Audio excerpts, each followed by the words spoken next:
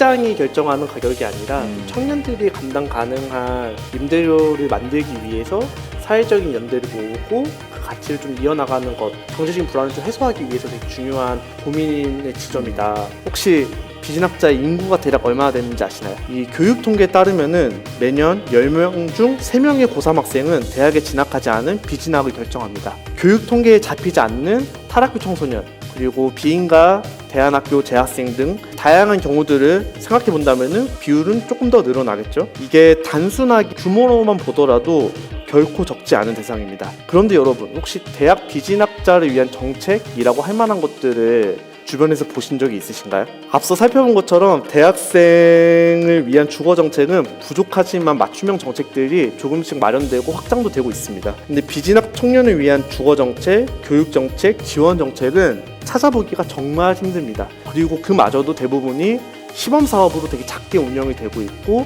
취업에 집중되어 있는 경우들을 많이 볼 수 있습니다. 비진학자들의 실태를 좀 다른 통계를 통해 살펴보겠습니다. 비진학자의 평균 소득은 고용노동부의 실태조사에 따르면은 대졸 이상의 학력자의 3분의 2 수준인 반면에 휴일날에 근무를 하는 시간은 대졸 이상의 서너 배에 달하는 등 비진학 청년들은 저임금 장시간 노동에 시달리고 있는 것이 우리가 통계를 통해서도 확인할 수 있는 현실입니다. 시간도 돈도 없는 이런 현실에서는 결국 비진학자들은 잠 안 자고서 이제 열심히 이렇게 뭔가 해보거나 사회적 관계나 이런 경험들을 포기하거나 이런 선택지에 내몰리게 되는 것이죠. 결국 주거빈곤과 사회적 고립에 더욱더 취약한 환경에 내몰려 있다라는 것을 우리는 통계를 통해서도 확인할 수 있습니다. 다양한 비진학자의 삶을 담아내지 못하고 있는 이 정책의 사각지대를 해소하는 것이 바로 다다다 협동조합을 만들자라고 했던 이유입니다. 다다다 협동조합을 만들고 이 비진학자를 위한 주택 공급에 본격적으로 나섭니다. 때마침 이 작당 모임, 이 한국사회주택협회에서 청년 사회주택 활동과 육성 사업이라는 교육 과정이 열렸습니다. 그래서 이제 운명적으로 사회주택이라는 사업의 모델을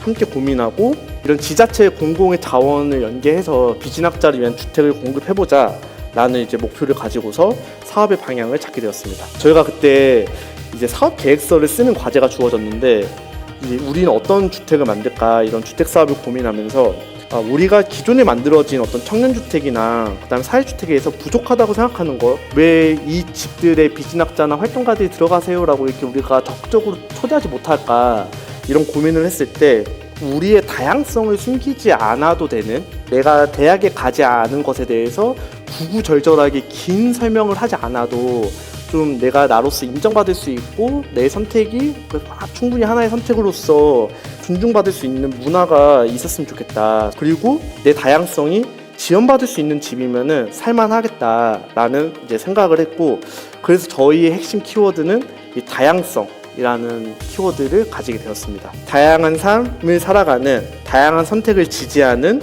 그 다양한 사람들이 함께하는 다다다 협동조합을 만들자라고 이제 그때 이름을 짓게 된 거죠. 저희는 이러한 고민을 소셜 미션으로 한마디로 표현하라고 이제 하면은 안정적 주거를 기반으로 비진학자들의 사회적 고립을 해소한다라고 표현을 합니다.